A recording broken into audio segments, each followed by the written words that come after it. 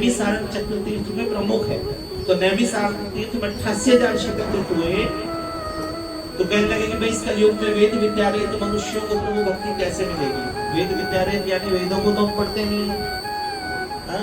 I am a girl, my name is ये, my school ये सब पढ़ते हैं हम लोग, लेकिन विद्याओं का अपने वेदों का अध्ययन नहीं करते। तो वेद विद्या रहित तो मनुष्यों को प्रभु भक्ति कैसे मिलेगी तथा उनका उद्धार कैसे होगा। तो वैष्णवों में पूजे श्री सूत जी महाराज आए तो सभी वैष्णव वहां पे खड़े हो गए। देखो यहाँ भी वैष्णवों का वर्णन है। वैष्णव होना अपने आप में बड़े गर्व की बात है, लेकिन साथ साथ अगर हम वैष्णवता के नियम को भी निभाएं तब वैष्णवता बनी रहती। तो वैष्णवों में पूज्य सूत जी महाराज वहां पर आए और आकर कहने लगे कि प्रभु हमारे को आप ऐसा कोई उपाय बताइए। सब वैष्णव बोले कि जिससे कि मुक्ति मिले, भक्ति मिले और मनवांछित फल मिले। तो बोले ठीक है। एक समय योगी राज नारद जी अनेक लोगों में घूमते हुए मृत्यु लोक में पहुंचे तो मृत्यु लोक में देखा कि सभी अपने कर्मों से दुखी हैं। ऐसा सोचकर विष्णु लोक को गए। विष्णु लोक में जाके भगवान विष्णु की स्तुति कर रहे हैं। आप भी हाथ जोड़िए। शांताकारं भुजगशयनं पद्मनाभं सुरेशं विश्वाधारं दर्शनं मेघवर्णशुभांगं लक्ष्मीकान्तं कमलनयनं योगिर्ध्यानगम्यं वंदे विष्णु भवहरं सर्वलोकैकनाथं। हे प्रभु आपकी चार भुजाएं चतुर्भुज शंख चक्र गदा और पद्म धारण करे हुए हो। हे प्रभु मृत्यु लोक के अंदर में मनुष्य अपने कर्मों से दुखी है, कृपया करके आप मुझे उनके दुख को दूर करने का कोई साधन। नारद जी बोले तो विष्णु भगवान ने बोला आज प्रेम का श्लोक तुझको कहता हूँ, तूने मनुष्यों की भलाई के लिए बड़ा उत्तम व्रत पूछा है। ध्यान से सुन। जिस काम को करने से मनुष्य मोह से छूट जाता है, आज मैं प्रेम वश होकर तेरे को उस उत्तम व्रत के बारे में बताता हूँ। उस व्रत का क्या फल है, क्या विधान है और किस किसने इसको किया। हे प्रभु आप विस्तार से कहो। भगवान बोले दुख शोक आदि को दूर करने वाला, धन धान्य को बढ़ाने वाला, सौभाग्य संतान को देने वाला, सभी स्थानों को विजय बनाने वाला, भक्ति और श्रद्धा के साथ किसी भी दिन मनुष्य श्री सत्यनारायण भगवान का उत्तम व्रत संध्या के समय करे। देखो ये भी एक संध्या है। दोपहर से हम शाम में जा रहे हैं। 4 संध्याएं होती है। 3 संध्याएं मनुष्यों के लिए होती है, चौथी संध्या तांत्रिकों के लिए होती है। 4 संध्याएं होती है पूरी रात, पूरे दिन भर। तो किसी भी संध्या के समय धर्म परायण होकर भगवान विष्णु के आगे हाथ जोड़कर बैठ जाए। अब क्या करे, गेहूं का चूर्ण। देखो मैं आपको बताता हूँ सिर्फ क्या सामग्री लगती है, बाकी लोग तो पंडित जी लिखवा देते हैं, मुझे नहीं पता क्यों लिखवाते हैं, क्या कारण है। गेहूं का चूर्ण, गेहूं के अभाव में साठी का चूर्ण। साठी मतलब जिसे आप रवा बोलते हैं, सूजी बोलते हैं, पक्के केले की फली, घी, दूध, बस ये सामग्री एकत्रित करे और भगवान का पूजन करे, नृत्य गीत आदि का आचरण करके इस प्रकार जो इस व्रत को करेगा उसको मोक्ष की प्राप्ति होगी। श्री स्कंद पुराणे रेवा खंडे से सत्यान कथायाम प्रथम अध्याय विराम बोले श्री सत्यनारायण भगवान की जय। से बोलो सत्यनारायण भगवान की जय। श्रीमन नारायण नारायण नारायण श्रीमन नारायण। सारे बोलो लक्ष्मी नारायण लक्ष्मी नारायण श्रीमन नारायण नारायण नारायण श्रीमन। बोले श्री सत्यनारायण भगवान की। दूसरा अध्याय। सूत जी बोले हे ऋषियों पहले के समय में किसने इस कथा को किया, उसका वर्णन। देखो अपने यहाँ पे जो कुछ होता है जहाँ पर अधिकतर काशी अवंतिका मथुरा, तो काशी से एक कथा शुरू होती। काशी में एक ब्राह्मण था, वो ज्यादा भिक्षा नहीं करता। ब्राह्मणों का कर्म ही होता है, ब्राह्मण अपनी खरीदी हुई वस्तुओं का धारण करता है तो वो ब्राह्मण है ही नहीं। ब्राह्मण का जो कर्म है वो अपना कर्म कांड आदि कराए और अब उस भिक्षा के ऊपर निर्भर है, वो उचित ब्राह्मण। तो भिक्षा मांगता दुखी हो रहा था, तो भगवान ब्राह्मण से बड़ा प्रेम करते। ब्राह्मण का अर्थ ये नहीं होता कि जाति से ब्राह्मण, ब्राह्मण का अर्थ एक और होता है जो ब्रह्म से प्रेम करे होता है। ब्राह्मण खाली जाति से ब्राह्मण होना ब्राह्मण नहीं है। जो व्यक्ति ब्रह्म से प्रेम करे, ईश्वर से प्रेम करे, वो ब्राह्मण है, वो वास्तविक ब्राह्मण। तो ब्राह्मणों से प्रेम करने वाले बूढ़े ब्राह्मण का रूप धारण करके सत्यनारायण भगवान आए और आकर पूछने लगे कि भाई क्यों दुखी हुआ, तो इस धरती पे घूमता है। तो जो बूढ़ा ब्राह्मण था उसने कहा, प्रभु मेरे पास खाने को अन्न नहीं है, पहनने को कपड़ा नहीं, बड़ा दुखी हूँ। उस बूढ़े ब्राह्मण को सत्यनारायण भगवान का सारा व्रत का विधान बताया। क्या विधान बताया? पक्के केले की फली, घी, दूध और गेहूं का चूर्ण, ये सब सामग्री उसने बताई। अच्छा, कह रहे मैं अगले दिन भिक्षा मांग संकल्प लेता हूँ, भिक्षा मांगने में जो धन मिलेगा उससे सत्यदेव का उत्तम व्रत करूंगा। अगले दिन गया तो उसको भिक्षा में कहते हैं, स्कंद पुराण में तो वर्णन है, कोई कथा कोई ऐसी छोटी मोटी कथा नहीं है, इस कथा का स्कंद पुराण में वर्णन आता है। स्कंद पुराण में ही नर्मदा परिक्रमा का वर्णन आता है। स्कंद पुराण में ही हमारे श्याम बाबा का 3 बार वर्णन आता है। स्कंद पुराण में नर्मदा जी का 2 बार वर्णन आता है। तो स्कंद पुराण के अनुसार कहते हैं कि उस ब्राह्मण को 100 गुना धन मिला। अब उस ब्राह्मण के मन में लालच आ सकता था रमेश जी कि भाई उस धन को मैं रख लूं, उसने का नहीं, जितना धन मिला है उस सभी धन से मैं उस उत्तम व्रत को करूंगा। अपने बंधु बांधवों को बुलाया। जब धन आया तो बंधु बांधव भी अच्छे आ जाते हैं भाई, धन के बिना कोई बंधु बांधव नहीं होता। बंधु बांधवों को बुलाया और सत्यदेव का उत्तम व्रत किया। हाथ जोड़ के आप भी मांगो कि सत्यनारायण भगवान मेरी जीवन रूपी नौका में धन भर दो, मेरे अपराधों को क्षमा करो। अब वहां हर महीने इस व्रत को करने लगे। सत्यदेव भगवान की कृपा से वो धनवान हो गया, हर महीने व्रत को करने लग गया। एक दिन बूढ़ा लकड़हारा, लकड़ी बेचने वाला जो लकड़हारा था ना, वो आया। तो कभी भी भगवान नाम हो रहा हो तो वहां पर जाने के लिए अनुमति नहीं देनी चाहिए। और जो भगवान से दूर जाता है ना, जो भगवान से दूर जाता है वो यमराज के नजदीक जाता है। यमराज को ऐसा नहीं बुलाता है, तड़पा के बुलाता। और जो भगवान के नजदीक रहता है उससे उसके पाप कर्म भी 100 कोस दूर होते हैं। इसलिए हमें भगवान के किसी कार्य हो रहा वहां प्रणाम करने जाने में कोई भी किसी भी प्रकार से देरी नहीं करनी चाहिए। उस लोग बूढ़े लकड़हारे ने लकड़ियां बाहर रखी और जाकर जब कथा संपन्न हुई तो पूछा कि हे मित्रवर, आप ये कौन सा व्रत कर रहे हैं? इस व्रत को करने से क्या फल मिलता है, क्या इच्छा है? बोला कि मनवांछित फल को देने वाला, धन धान्य को देने वाला, सौभाग्य संतान को देने वाला ये उत्तम व्रत मैं भगवान से सत्यनारायण का कर रहा हूँ। इसकी कृपा से मेरे यहाँ से धन धान्य की वृद्धि हुई है। बूढ़े लकड़हारे ने पता क्या संकल्प लिया कि कल लकड़ियां बेचने से जो धन मुझको प्राप्त होगा तो उससे मैं भगवान सत्यनारायण का उत्तम व्रत करूंगा। वो बूढ़ा लकड़हारा अगले दिन लकड़ियां बोलती है कैसे बेचता था, इसमें तो वर्णन नहीं है। स्कंद पुराण में वर्णन है कि लकड़ियों को वो जला के कोयला बनाता तो कोयले की कीमत लकड़ी से अधिक होती है। लेकिन सत्यनारायण भगवान ने रात्रि के समय में उसकी लकड़ियों को चंदन की लकड़ी बना दी। अब वो ऐसे सुंदर नगर को गया जहाँ धनवान लोग रहते थे और उसको भी कहते हैं कि 100 गुना धन मिला।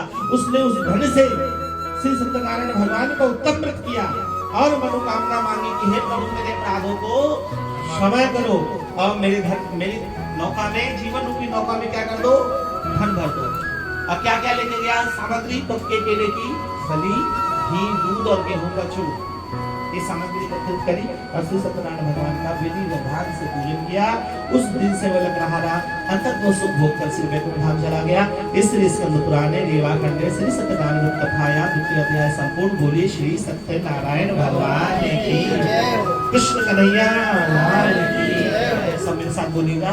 भगवान नारद जी ने जो सबसे पहला संकीर्तन नारद जी ने शुरू करा था और सबसे पहली संकीर्तन की लाइन में जिंदगी में इस संसार में सबसे पहले संकीर्तन नाम रूपी संकीर्तन चला वो यही लाइन। सब मिलके बोलिएगा। श्री कृष्ण गोविंद हरे मुरारी, हे नाथ नारायण वासुदेव।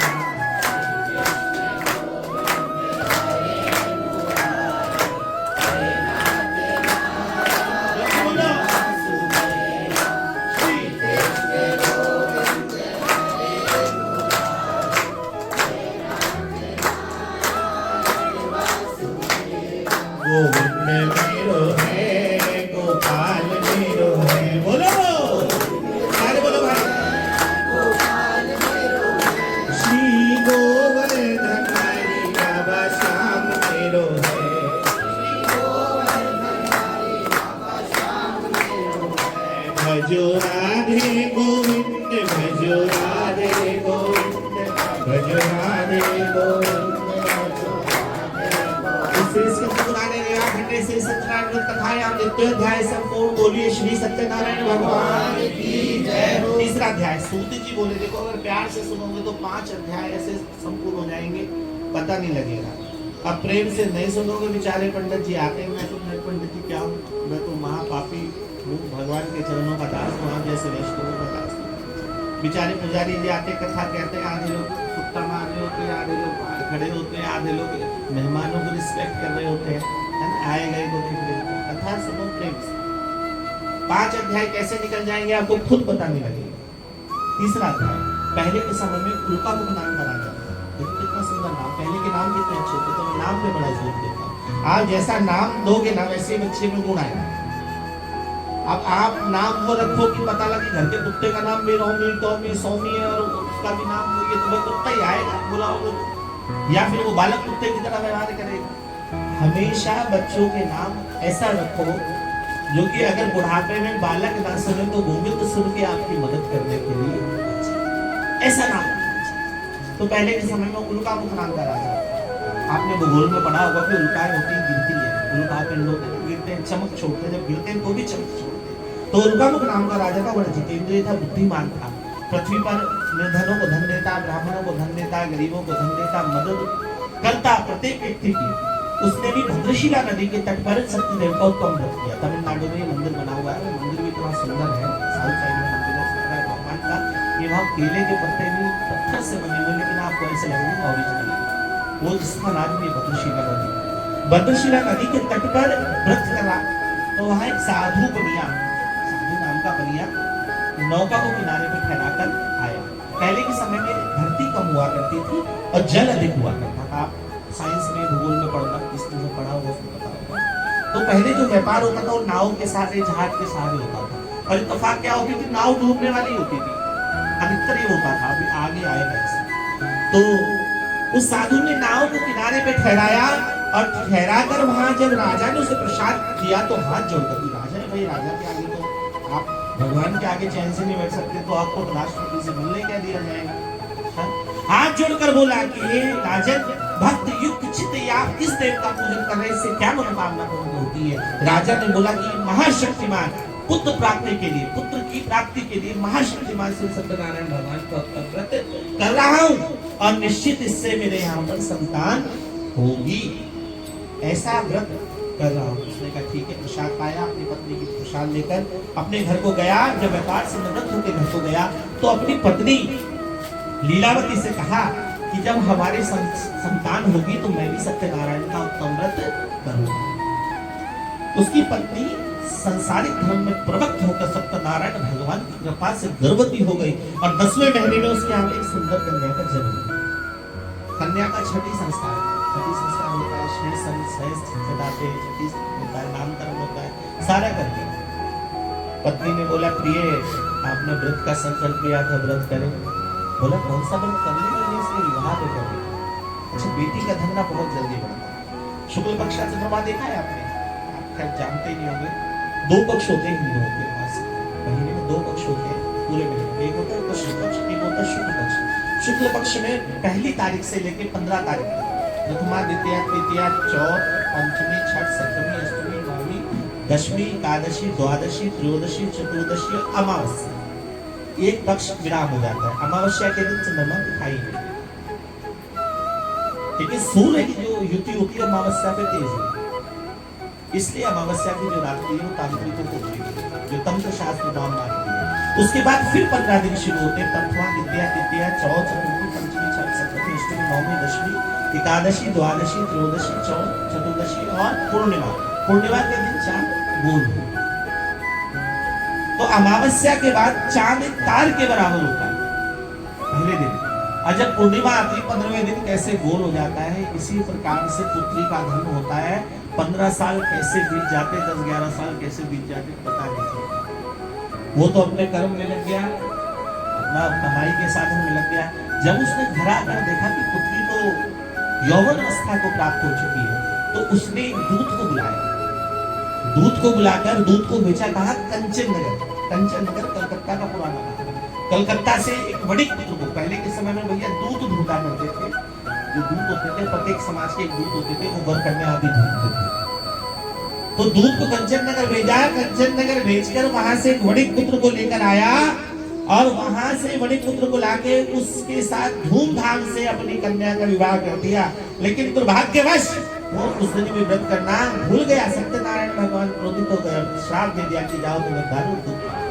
दारुण दुख ऐसा दुख होता है, उससे सिर्फ दो ही लोग निकाल सकते हैं, या तो खुद स्वयं ईश्वर या गुरुदेव।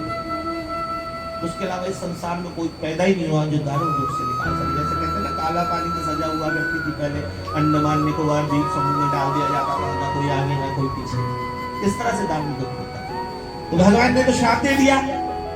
अब क्या होता है, घर में जो धन था वो भी चोर चुरा के ले गए। वो जहां गए थे व्यापार करने के लिए राजा चंद्रकेतु के नगर में, राजा चंद्रकेतु के नगर में धर्मशाला में लेटे हुए थे, सो रहे थे, शयन कर रहे थे। तो राजा चंद्रकेतु के नगर में भगवान ने अपनी माया से दो चोर बनाए और राजा चंद्रकेतु के खजाने से सारा धन चुराकर, और जहां दोनों ससुर जमाई ठहरे हुए थे उनके धन में निकाल दिया। पीछे से सिपाही आए, सिपाहियों ने कहा वाह बड़े अच्छे चोर है, एक तो चोरी कर रहे हैं ऊपर से सो रहे। उन्होंने एक भी बात नहीं सुनी और राजा चंद्रकेतु के सम्मुख उनको प्रकट कर दिया कि भाई देखो ये धन लेकर आ गए, इन्होंने धन चुराया। राजा चंद्रकेतु बहुत सज्जन थे, उनको बहुत ज्ञान था, त्रिकालदर्शी थे। लेकिन भगवान जब माया से अपनी बुद्धि भर लेते हैं ना, तो आजकल के समय में बच्चे भी बाप को बाप नहीं समझते। भगवान की माया ये, अगर भगवान की माया में आओगे तो भगवान की अच्छी माया तो ऐसी है कि आप अपने माता पिता का आदर करोगे तो समझ लेना कि आपको भी वही मिलेगा। आप अपने माता पिता का आदर करोगे तो चिंता मत करो, आपकी संतान आपके लिए वो सब देख देख के तैयार है। वही सब आपकी संतान ना करे तो मैं स्टैम्प पेपर पे लिख के। तो राजा चंद्रकेतु इतने अच्छे थे, लेकिन उनकी माया को हट लिया भगवान ने। उन्होंने भी चोर समझ के उनको कठिन कारावास दे दिया। इधर धन घर से चुरा लिया, पुत्री रात्रि में दुखी हुई, भूख और प्यास से बेचैन हुई। उस समय आज भी गांव में जो कथाएं होती है वो रात में होती है। शाम को सब अपना काम धंधे से निवृत्त होते, 9-10 बजे कथा शुरू होती, 12-1-2 बज जाए पता नहीं होता। तो रात्रि के अंदर में आरती प्रसाद आदि लेके प्रसाद खूब पाया, माँ के लिए प्रसाद लेकर आई। और प्रसाद लेकर आई तो प्रसाद माँ के समझ रखा। तो माँ ने कहा कि बेटी तो तेरा पिता नहीं है, तेरे पति नहीं है, तू इतनी रात्रि में कहा थी, तेरे मन में क्या है? बोली माँ मैंने सत्यदेव का उत्तम व्रत का देखा है, इस व्रत से मनवांछित फल प्राप्त होता है, तो कृपा करके आप जो है ऐसी कृपा करो कि हम इस व्रत को करें। उसने प्रसाद पाया और प्रसाद पाकर उनने संकल्प किया कल भिक्षा मांगने जाएगा। भिक्षा मांगने से जो धन मिलेगा उससे सत्यदेव का उत्तम व्रत करें। अब वो भिक्षा मांगने गई तो लिखा है कि 7 गुना धन मिला। जब 7 गुना धन मिला तो उस धन से उनने बंधु बांधवों को बुलाया। भैया जो भिखारी हैं, भिक्षा वाले हैं, तो बंधु बांधव भी इसी तरह से आएंगे। आप नोट वाले होंगे तो बंधु बांधव भी सारे नोट वाले आएंगे। तो बंधु बांधव ऐसे आए, आके उन्होंने सत्यदेव का उत्तम व्रत किया और हाथ जोड़ के क्षमा मांगी कि हे भगवान हमारे अपराधों को क्षमा करो और हमारी नौका में धन भरो। आप भी बोलो हमारे अपराधों को क्षमा करो और हमारी ग्रस्त रूपी नौका में धन भरो, और मेरे पति और दामाद शीघ्र ही घर आ जाए। राजा चंद्रकेतु को भगवान ने स्वप्न में दर्शन दिए कि दोनों बंधुओं को प्रातः ही छोड़ दो, जितना धन लिया था उतना धन सारा वापस कर दो। राजा ने स्वप्न अपने गुरुदेव को सुनाया, गुरुदेव मंत्रियों से सलाह ली। सलाह लेने के उपरांत में दोनों को छोड़ा, जितना धन लिया था उससे 4 गुना धन उनको वापस कर दिया। दोनों अपने घर को आने लगे।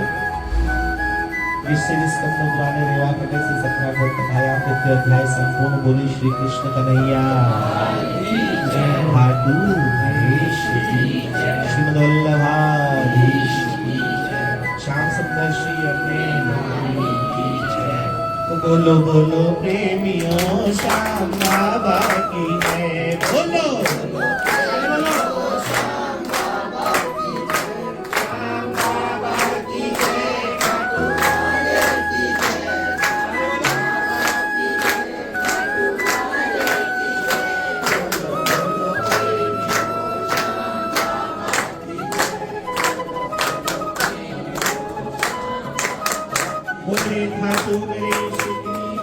सत्यनारायण भगवान की जय।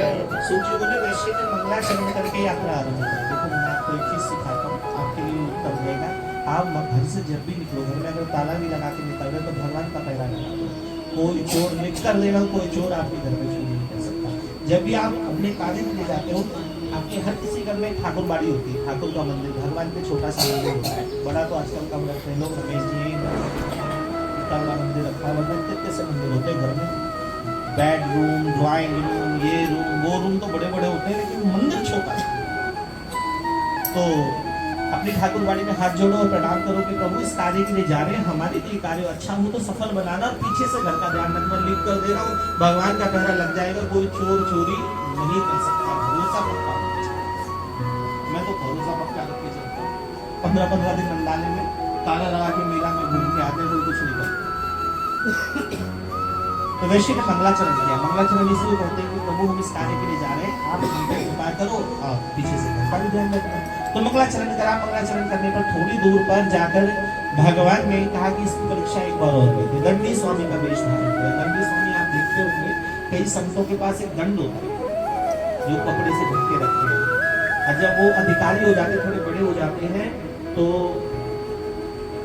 क्या बोलते हैं, वो सोने चांदी का दंड रखते हैं। तो सोने चांदी का दंड रखते हैं तो उसे ढक के नहीं रखते। तो उन्होंने क्या करा कि दंडी स्वामी का वेश धारण करा, उनको दंड देने का अधिकार होता है, वो पहले के समय के जज हुआ करते हैं, जज।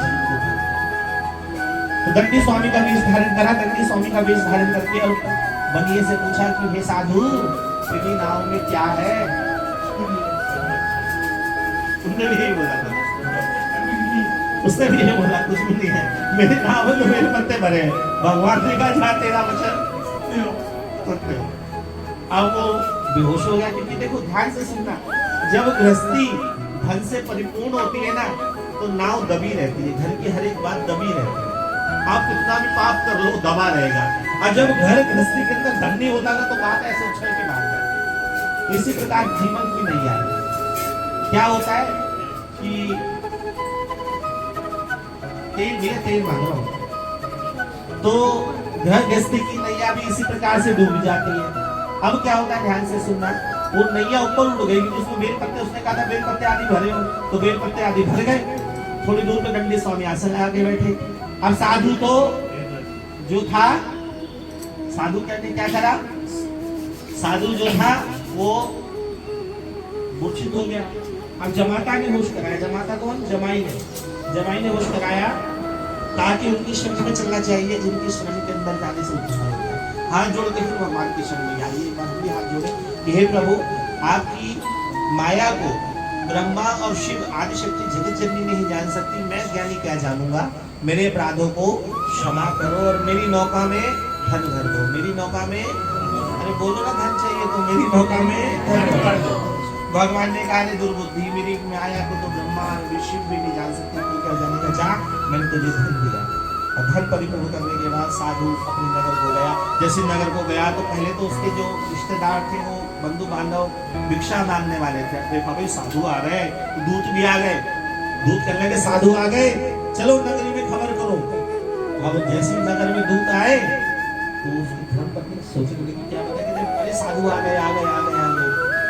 नगरी के अंदर खबर हुई, खबर देते के साथ ही सत्यनारायण की कथा बताई।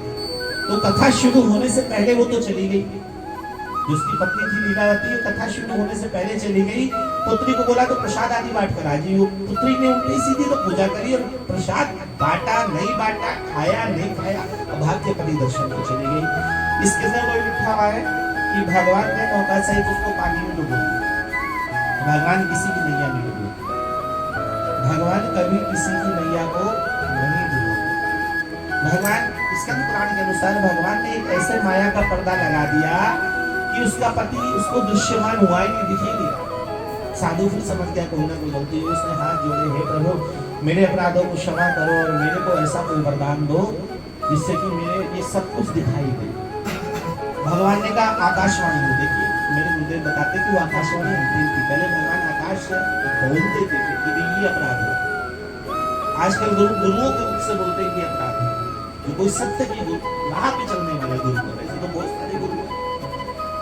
आकाशवाणी हुई, तेरी पुत्री मेरे प्रसाद को त्याग के आई है, अगर ये प्रसाद खा के आएगी तो इसको धन पुत्र और तो सब मिलेगा। वो गई पुनः कथा करी, प्रसाद पाया, आई तो जैसा था वैसा का वैसे हो गया। उस दिन से वह सुख संपत्ति से युक्त हुआ, वह साधु बनी। प्रत्येक माह पूर्णिमा के दिन कथा करने लगा। इससे स्कंद पुराण लीलाखंडे श्री सत्यनारायण व्रत कथायाम तृतीय अध्याय चतुर्थ अध्याय संपूर्ण। बोले श्री सत्यनारायण भगवान श्रीमन नारायण भाई।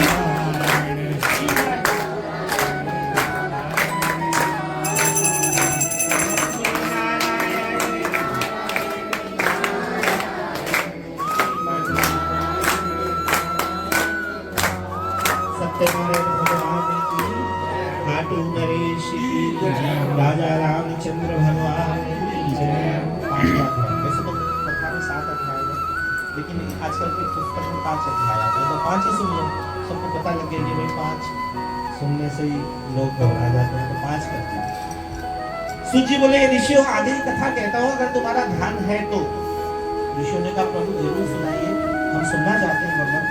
बोला पहले के समय में प्रजा पालन में लीन, प्रजा का पालन करने वाला तुंगध्वज नाम का राजा, कितना सुंदर नाम है, आप बोल भी नहीं पाओगे। तुंगध्वज, जिसकी ध्वजा कभी ना गिरे, जिसकी कभी हार ना हो, ऐसा नाम का एक राजा था। वह वन में गया, खूब शिकार खेला, राजा में कर्म होता तो खूब शिकार खेला। बड़ के पेड़ के नीचे शयन करने लगा। बड़ का पेड़ तो बड़का है, सामने बड़ के वृक्ष के नीचे कुछ ग्वाल भगवान श्री कृष्ण का पूजन कर रहे थे। छोटी छोटी गैया छोटे छोटे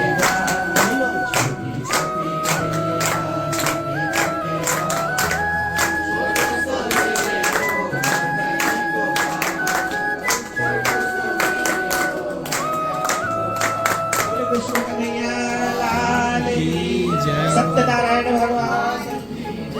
तो सामने देखा कि ग्वाल बाल पूजन करे, तो ग्वाल बाल में देखो जंगली फल होते हैं, उनका कोई स्वाद नहीं होता। जैसे वहाँ तो है पक्की केले की फली गई, दूध गेहूं का चूर, और वहाँ क्या था, वो कंदमूल फल होते हैं। कंदमूल फल ऐसे होते हैं, ना तो वो मीठा होता है ना वो कड़वा होता है कि चलो जहर सा हो तो भी गोली समझ के निकल दिया जाए, ना उसमें नमक होता है, उसका स्वाद ही ऐसा विचित्र होता है। मैंने नंदा परिक्रमा में ग्रहण करा, उसका स्वाद ही ऐसा विचित्र होता है, उसका वर्णन नहीं होता। तो कंदमूल फल का प्रसाद था, वो राजा के लिए हमारा राजा है, राजा को दो। आजकल एक नई प्रथा और है, मैं इस प्रथा से बड़ा परेशान। अब सत्यनारायण की कथा हो रही है ना।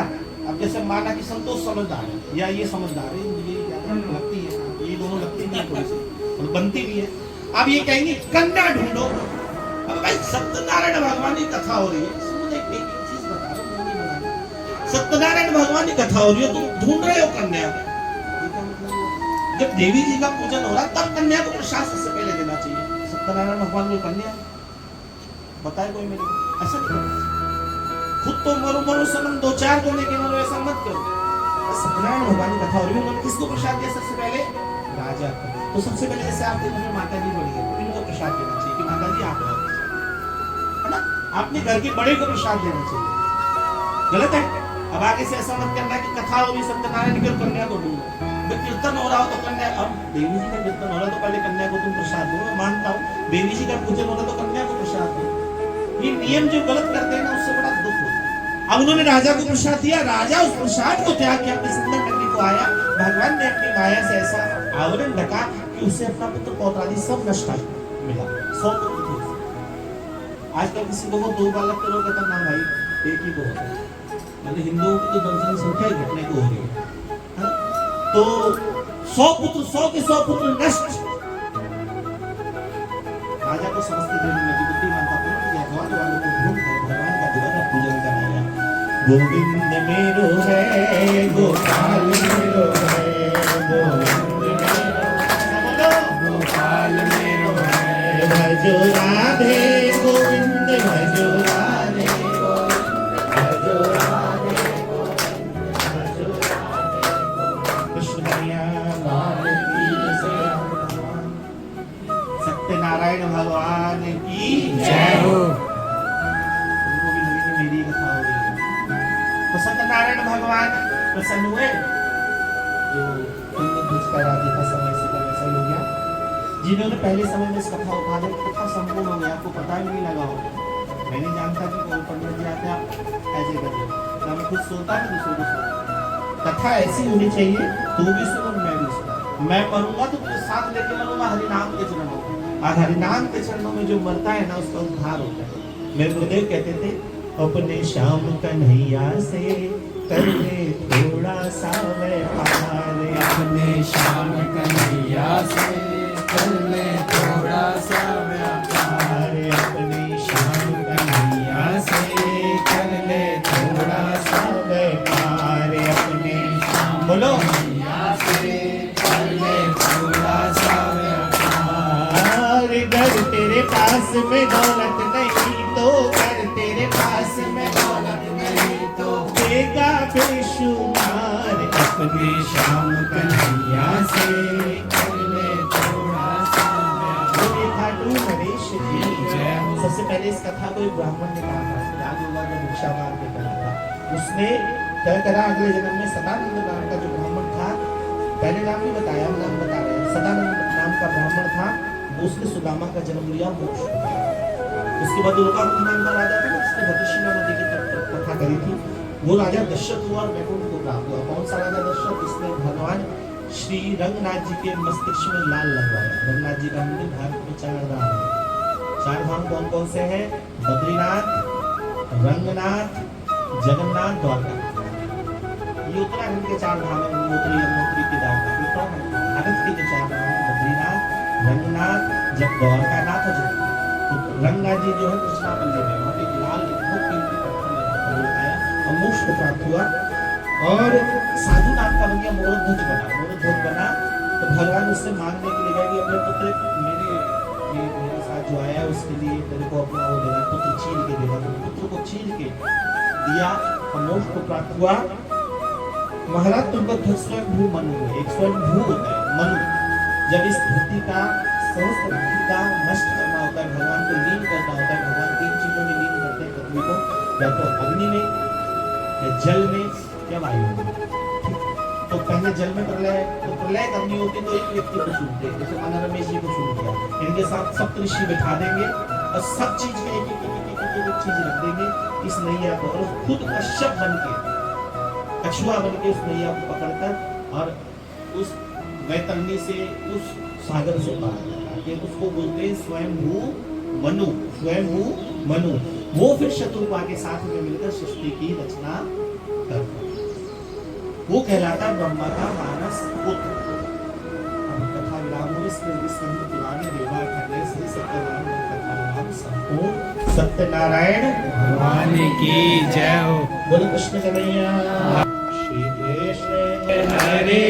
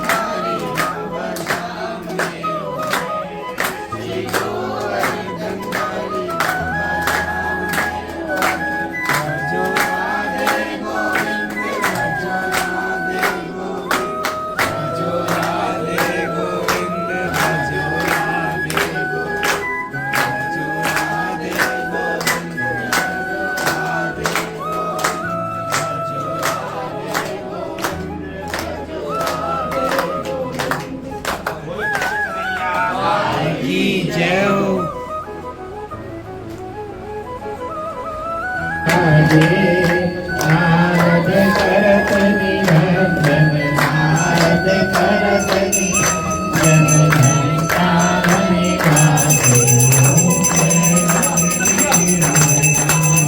जगत भरे कलिकाल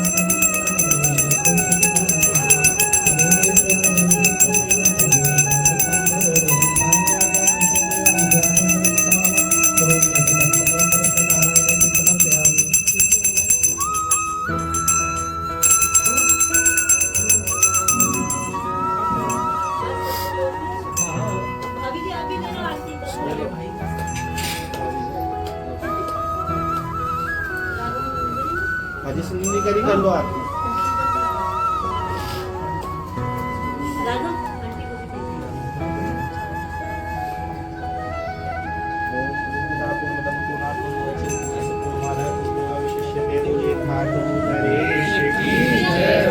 आज के आनंद की जय हो।